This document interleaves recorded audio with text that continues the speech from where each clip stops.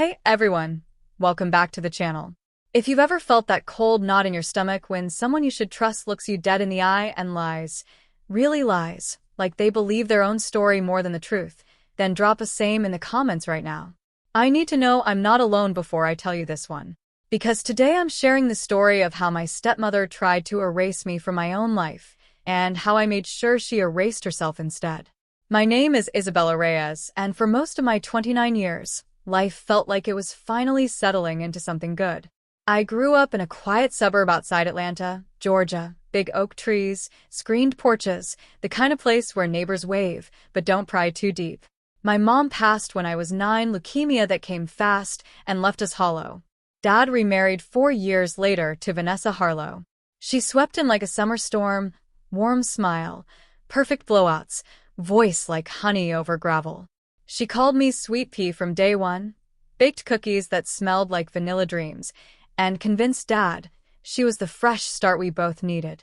Dad was an architect who'd built a solid life, a comfortable house in Buckhead, a portfolio of rental properties downtown, and a retirement fund that grew quietly from years of smart investments. About $5.8 million total, give or take market swings. Vanessa never worked much, said real estate was too stressful. But she loved spending. Designer bags, spa weekends, trips to Napa. She posted with captions like, "Living my best life." Dad adored her. Grief makes you blind sometimes. Then came the heart attack. 2 years ago this spring. Dad collapsed in his home office, blueprints scattered like fallen leaves. I was there in the ER at Emory University Hospital, holding his hand as machines beeped their warnings. Vanessa was in the hallway, voice low on the phone with his broker. "We need to review everything," she said. I heard it clear as day.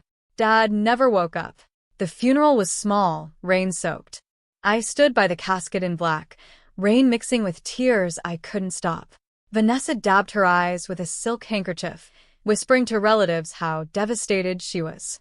But 3 days later, sorting Dad's desk, I found the updated will he'd filed quietly 18 months earlier. The house went to Vanessa, fair enough, she'd lived there.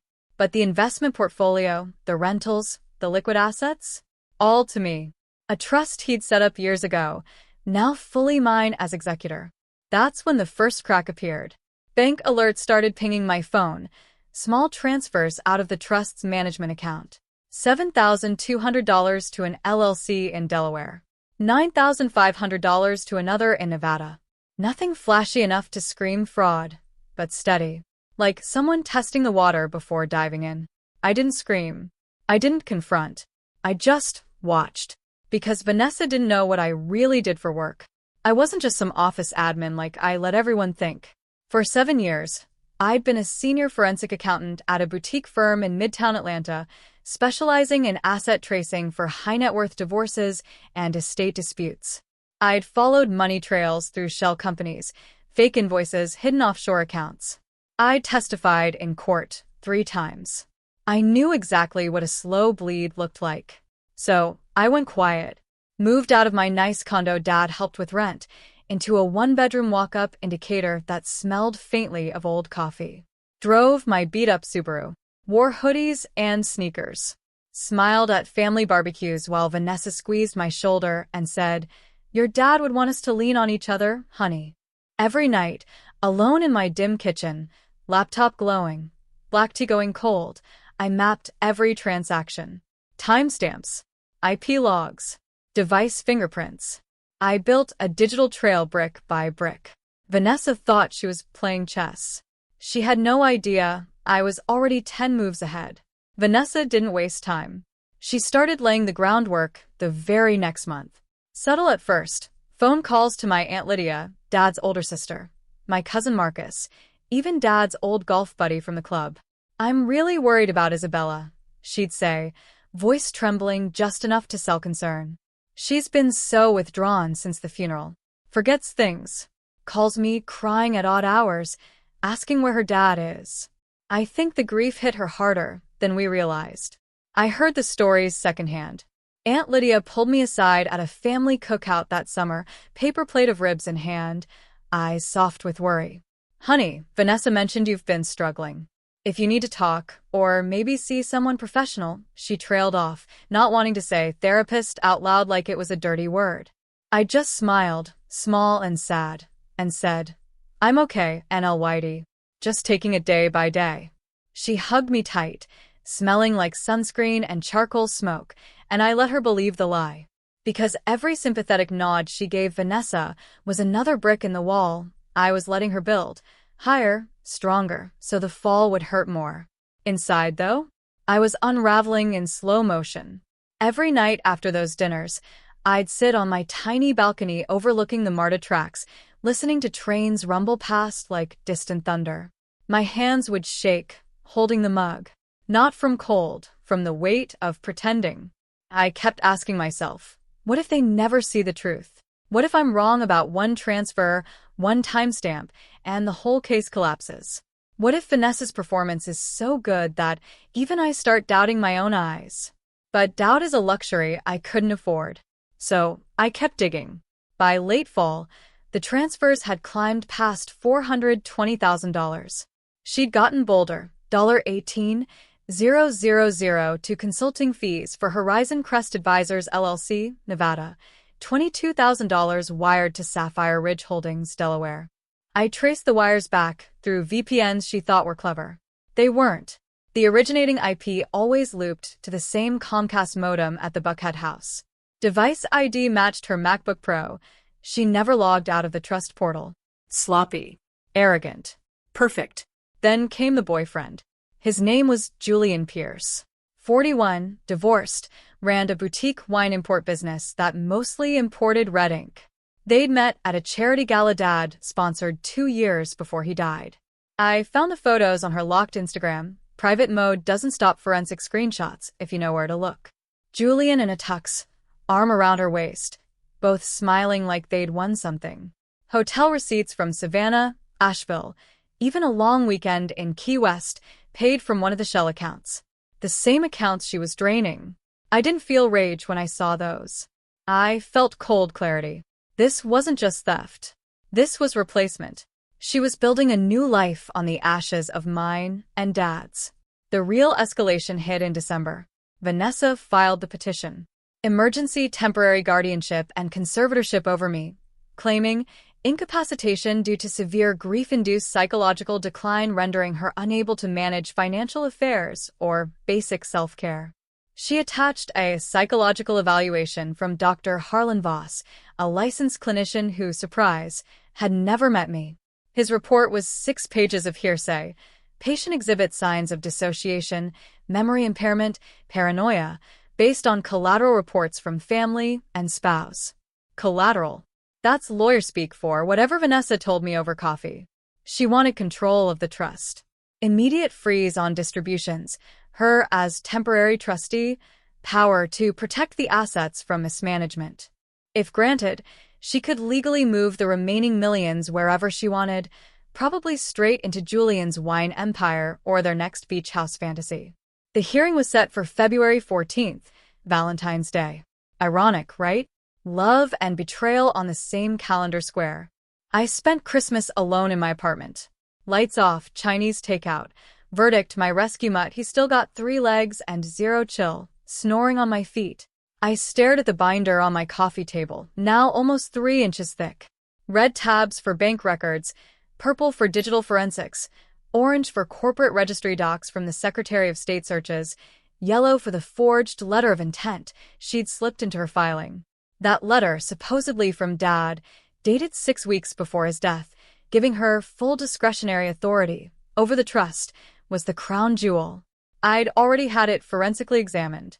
Ink analysis, pixel metadata, font inconsistencies. Forged on a scanner in Julian's office, timestamped 3 days after Dad died. Her lawyer, Preston Galloway, had notarized it. Same guy who'd drawn up her petition. I closed the binder and whispered to the empty room. 14 days. 14 days until the courtroom. 14 days until I stopped being the grieving daughter and became the reckoning. That night, I didn't sleep.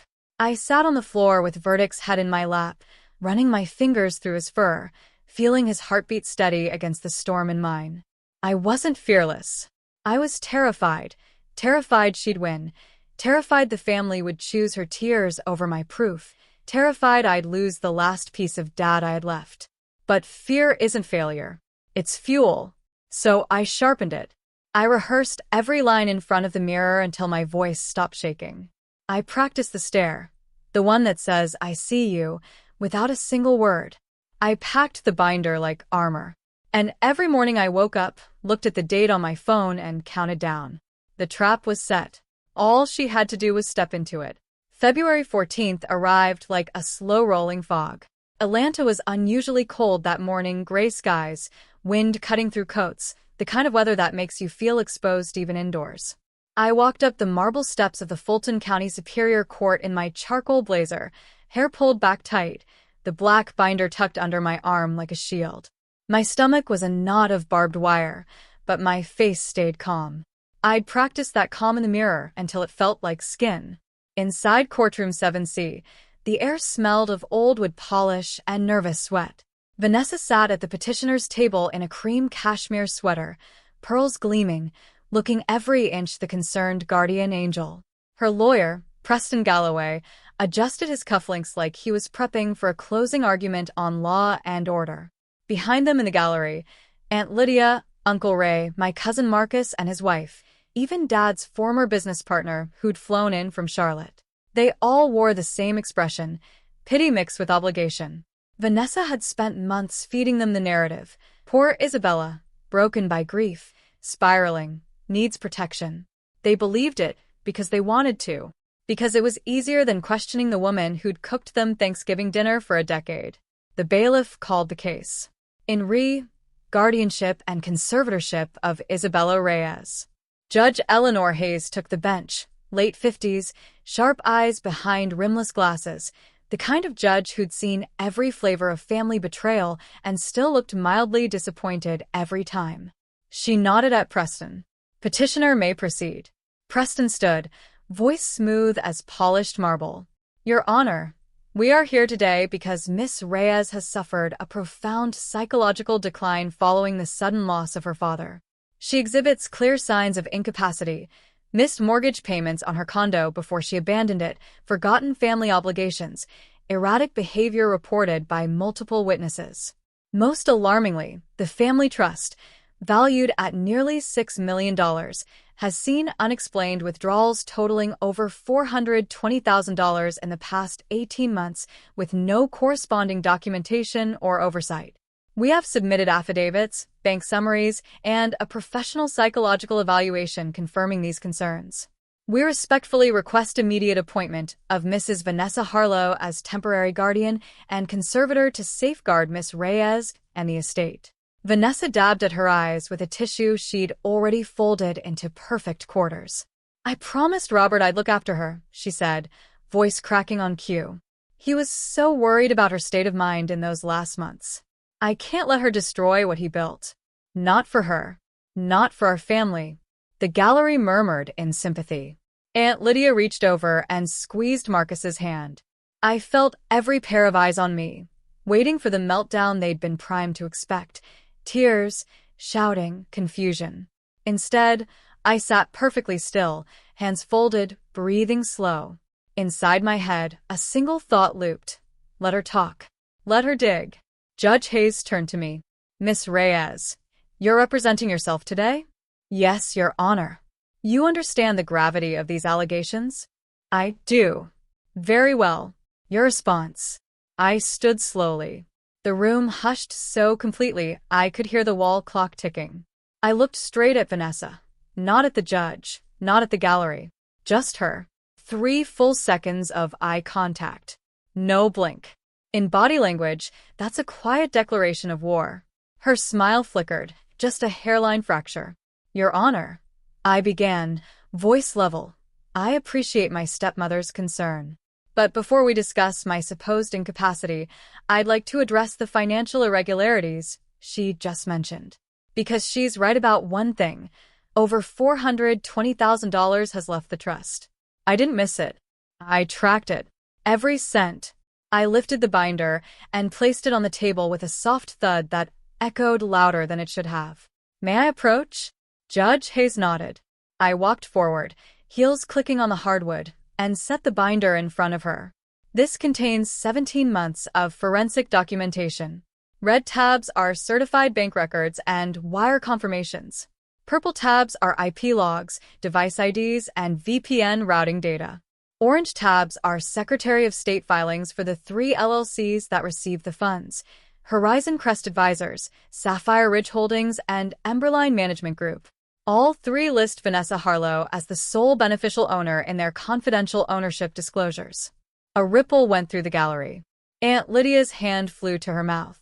I didn't pause. Every transfer originated from the residential IP address at 1427 Peachtree Lane, the Buckhead residence my father left to Mrs. Harlow in his will. The same MacBook Pro registered to her name. I have screenshots of the trust portal login sessions, timestamps matching the wires exactly. Preston rose. Objection, Your Honor. This is speculative. I flipped to the yellow tab. And this is the letter of intent Mrs. Harlow submitted with her petition. Page 9 of Exhibit A, supposedly signed by my father 6 weeks before his death, granting her full authority over the trust. I had this document examined by a board-certified forensic document analyst in Birmingham. The report is tabbed here. The signature is a high-resolution scan lifted from a 2023 property insurance rider and digitally pasted. The PDF metadata shows creation date 3 days after my father's death, on a workstation at Galloway and Associates, Mr. Preston's firm. Preston's face drained of color. Vanessa's tissue dropped to the table. Judge Hayes removed her glasses, rubbed the bridge of her nose, then looked up. Mrs. Harlow, did you submit this document under penalty of perjury? Vanessa opened her mouth. Nothing came out at first. Then, small and brittle. Robert told me. No, I said quietly. He didn't. And I can prove it with hospital visitor logs. He was in ICU, sedated, no visitors allowed to bring paperwork. The notary stamp is backdated. Mr. Galloway notarized it remotely, but the metadata doesn't lie. The courtroom felt like it had shrunk to the size of a shoebox. Every breath was audible. Aunt Lydia was crying silently now, not for Vanessa, for the realization sinking in. Marcus stared at the floor like it might swallow him. Judge Hayes closed the binder. Her voice, when she spoke, was steel wrapped in velvet. This court finds no credible evidence of incapacity on the part of Miss Reyes. The petition for guardianship and conservatorship is denied with prejudice. Furthermore, the court is referring the matters of suspected embezzlement, forgery of a court document, and submission of false evidence to the Fulton County District Attorney for immediate criminal review. Mr. Galloway, you will likely need independent counsel. Mrs. Harlow, I strongly advise the same. Vanessa looked at me then, not with anger, with something colder, the blank shock of someone who finally understands the board was never hers to play. I sat down. My legs felt like water, but my spine stayed straight. The gavel came down. And just like that, the mask she'd worn for years cracked wide open. The courtroom cleared out in stunned waves. People didn't rush. They drifted, like they were trying to process what they'd just witnessed without dropping the pieces. Aunt Lydia was the first to reach me in the hallway. Her eyes were red-rimmed, mascara streaked like war paint gone wrong. She didn't hug me right away, just stood there, hands twisting the strap of her purse. Isabella, she whispered, voice cracking on my name. We believed her. All of us. The calls, the stories, the way she cried on the phone. I thought I was helping. God, I'm so sorry. I looked at her, really looked, and saw the guilt eating her alive. Part of me wanted to snap, to ask why she never once asked me directly. But the bigger part remembered what my therapist had said months earlier. Narcissists don't just gaslight their targets. They gaslight the entire ecosystem around them. The witnesses become accomplices without ever meaning to. So I took her hands instead. They were cold. I know, I said softly. She needed you all to believe it. That was the plan. If any of you had questioned her too soon, she would have backed off or changed tactics. I let it play out because the only way to catch her was to let her overreach. Aunt Lydia's lip trembled. You planned for us to side with her? I planned for the possibility, I corrected. There's a difference between hoping for betrayal and preparing for it. Uncle Ray joined us then, Marcus trailing behind looking like he'd been punched in the soul. No one spoke for a long minute. The hallway smelled of floor wax and old coffee from the vending machine down the corridor. Finally, Marcus cleared his throat. What happens now? Now, I said, the DA's office takes over. And I hand them everything. 3 weeks later, the indictments dropped like dominoes in a quiet room. Vanessa Harlow, 8 felony counts in Fulton County, embezzlement from an estate, first-degree forgery, aggravated perjury, securing execution of a document by deception, value exceeding $100,000, money laundering, and 2 counts of wire fraud under Georgia statute. The feds got involved because some wires crossed state lines into Delaware and Nevada shell company accounts. That added interstate wire fraud and conspiracy charges from the U.S. Attorney's Office for the Northern District of Georgia. Preston Galloway, 4 counts, including conspiracy to commit forgery, tampering with evidence, and suborning perjury. He was suspended from the bar the same afternoon the warrants were issued.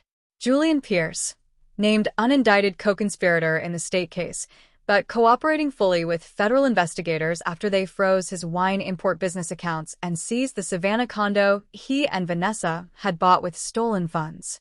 He sang like a canary, text threads, hotel bookings, even voice memos where Vanessa laughed about how easy it had been to manage the trust while Dad was sick.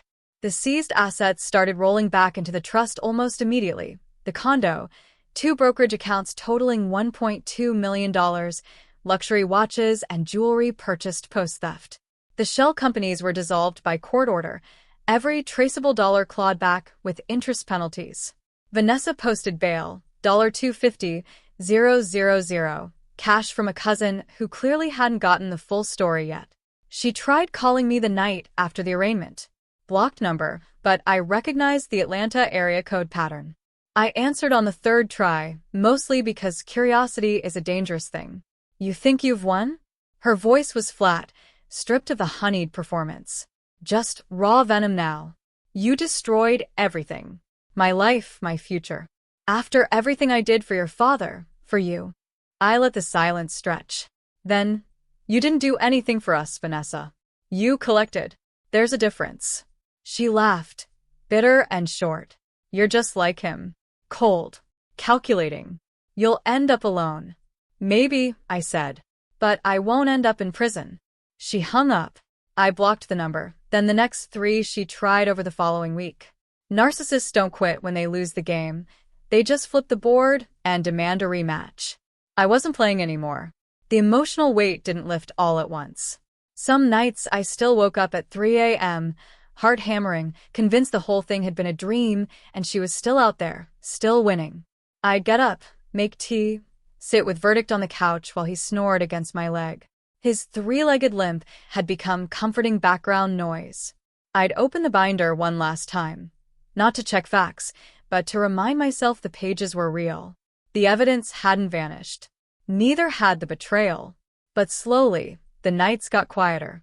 Aunt Lydia started volunteering at a local senior center that ran fraud prevention workshops for elders.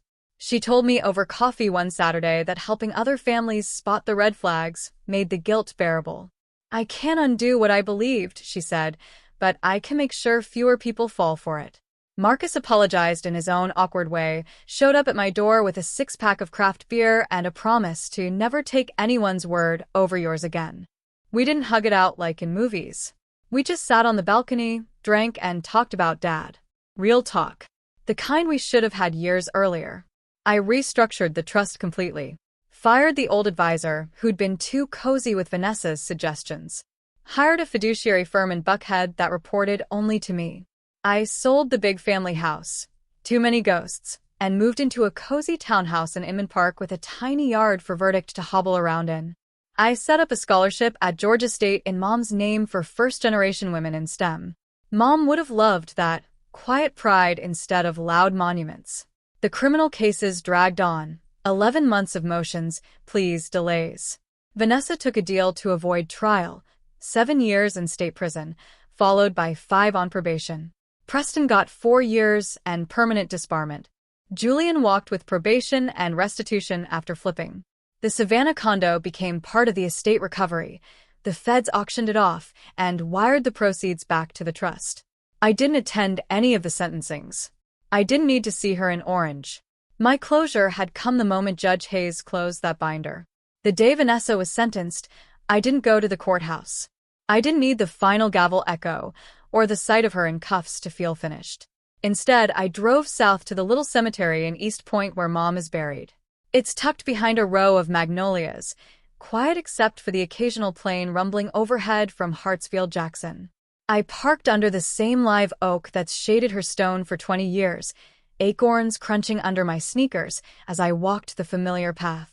I sat cross-legged on the grass, still damp from morning dew, and traced the carved letters of her name with my fingertip. Elena Reyes, beloved mother, 1968 to 2005. The granite was cool, grounding. Verdict flopped beside me, three-legged sprawl and all, chin on my knee like he knew this was sacred time. I told her everything.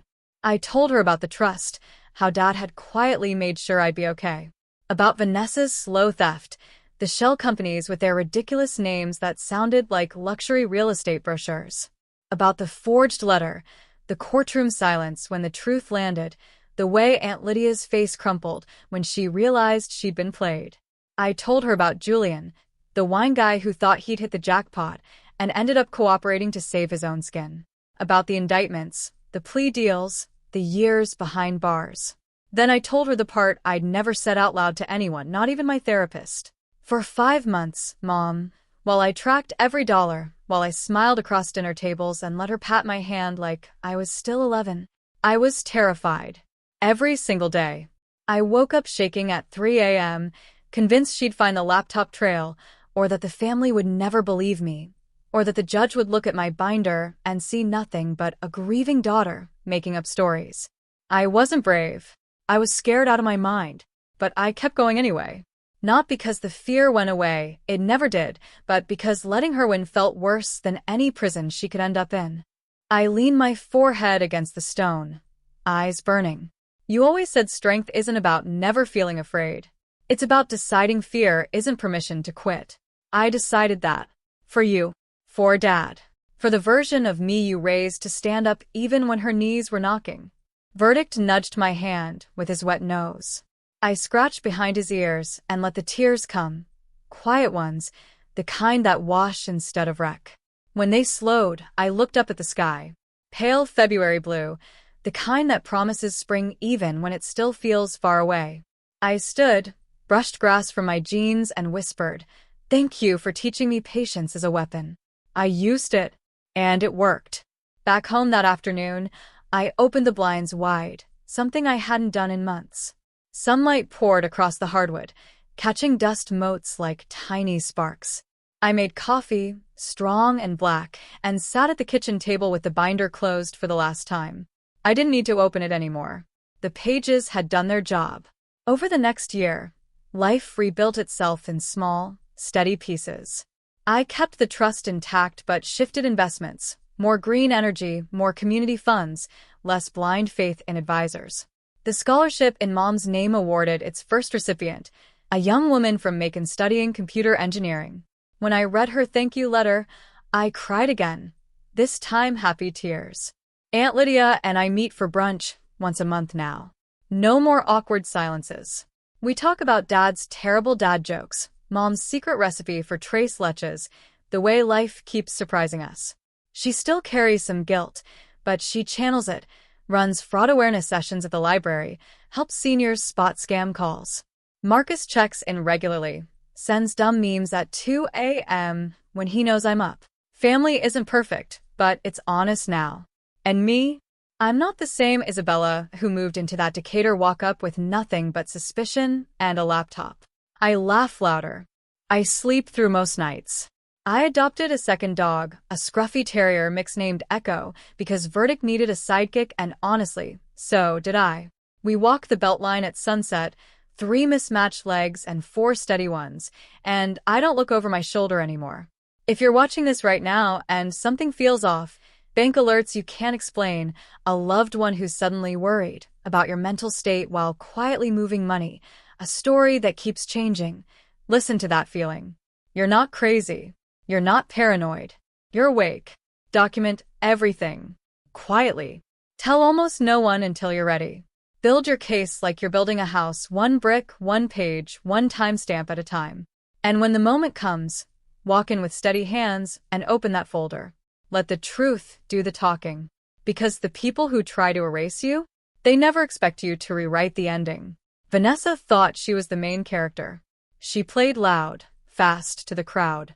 I played quiet, slow to the evidence. And when the lights came up, the audience finally saw who'd been telling the real story all along.